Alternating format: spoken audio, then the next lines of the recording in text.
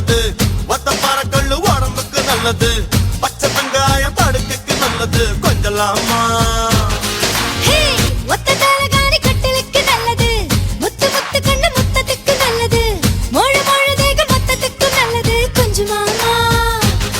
நெஞ்சோடு கூதல் அடிச்சா மோகனாங்கி நீ மட்டும் சூடு நல்லது.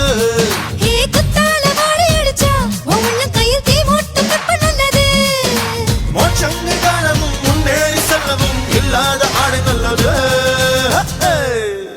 மச்சு நிச்சு வெக்கமெல்லாம் விட்டு போட்டு இந்த மாமனுக்கு மட்டும் நல்லா விட்டு போட்டு